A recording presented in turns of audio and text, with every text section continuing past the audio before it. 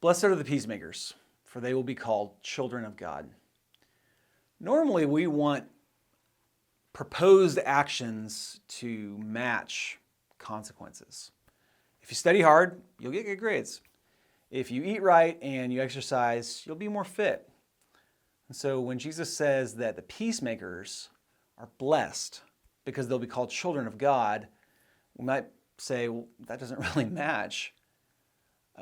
I want Jesus to say, blessed are the peacemakers, because they're going to stick their neck out to make sure that other people are protected and safe, have enough to eat, and God's going to take care of them. But that's not what it says. It says, blessed are the peacemakers, for they will be called children of God.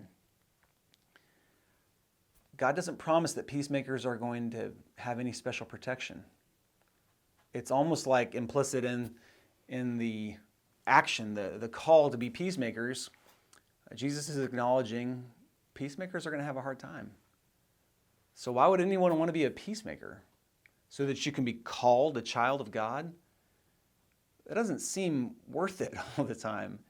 And maybe that's why we have so few peacemakers. Being called a child of God is not just somebody naming you something, not just saying, hey, they're kind of like God. Being called a child of God means you're like that other child of God. You're like Jesus. Jesus is saying, maybe predicting his own future, those who go out of their way to make peace. That is not just the absence of fighting, but that other people's lives would be thriving, that other people would be living the abundance of life. That's peace, the way that God created the earth. That if you go out of your way to make sure other people have a thriving life, if you even sacrifice part of your own thrivings to make sure that somebody else's life is worth living the way God intended it in creation, other people, third parties, aren't going to like it, and you're going to find yourself maybe in some trouble. And so Jesus says if you're a peacemaker, you're going to be called a child of God. You're going to be like God, because that's what God always does. That's what God did in Jesus. That's what God did for the Israelites, and that's what God did for all of creation. God goes out of God's way to make life abundant and peaceful and livable for those who have the hardest time doing that.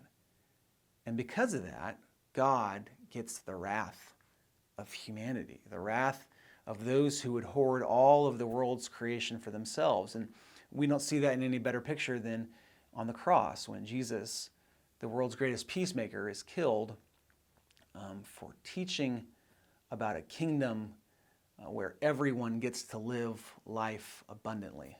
They killed him for that. And so I don't know what to tell you to convince you to be a peacemaker, because it's not going to always end well for you. But for those of us who have decided to live our lives following Jesus, it's what we ought to do. We ought to go out of our way to make peace, to make life livable and abundant for those who have the hardest time doing it.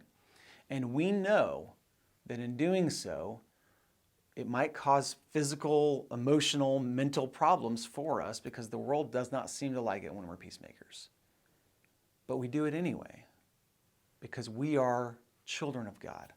We are the people who follow God, and because eventually we believe that in this kingdom where everything is turned upside down and the wisdom of the world is foolishness and the wisdom of God is abundant life, that one day there will be a time when the kingdom of God will rule on this earth, and those of us who have been busy making peace, who are children of God, will find a peaceful kingdom, a peaceful community that we were blessed to be a part of making.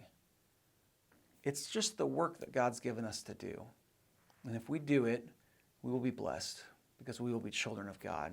We will be like God.